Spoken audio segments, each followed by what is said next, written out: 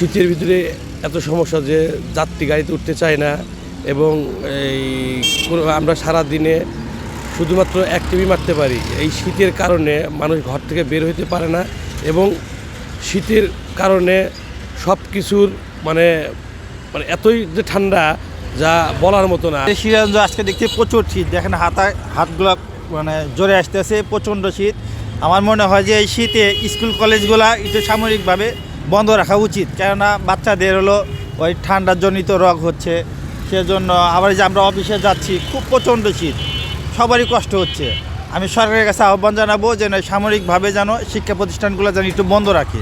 প্রচণ্ড কুয়াশা, দেখেন ঘন কুয়াশা বের হওয়া যাচ্ছে না। আমি আসলাম এই ঘাটাল থেকে সিরাজগঞ্জ আসলাম, এই পরিমাণ কুয়াশা যে নলকে 10 ফুট দূরেই দেখা যাচ্ছে না, কোনো কিছুই দেখা যাচ্ছে না। সিরাজগঞ্জে অনেক শীত, বের হয় কষ্টকর। এখন বাজে প্রায় 10টার মতো, কিন্তু এখনো কুয়াশা এখনো কাটেনি। অনেক শীত আমাদের সিরাজগঞ্জে, বৃষ্টির মতো কুয়াশা পড়তেছে,